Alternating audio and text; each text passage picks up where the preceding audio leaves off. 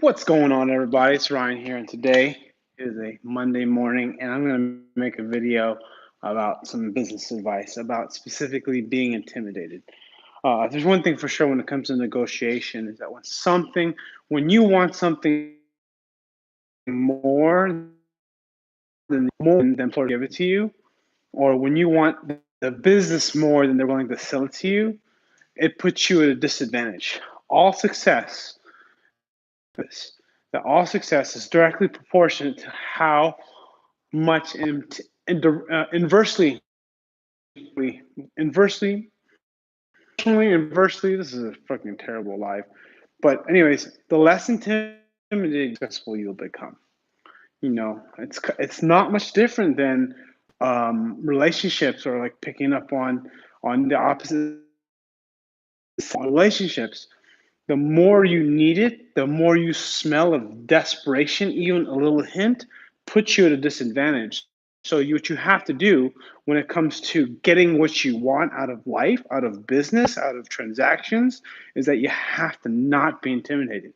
You have to have that high level of confidence, and you have to realize that anyone you interact with, they are lucky to be talking to you. At the same token, you're lucky to be talking to them, but realize that you have a lot to value. And why is this important? Because often when we deal with people bigger than us, people in higher position than us, people who are more successful than us, we often think that we need them. And the fact is you don't.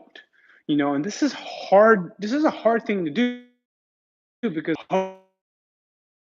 you have to realize that deep down in you that you can get when you put your mind to it. I believe that.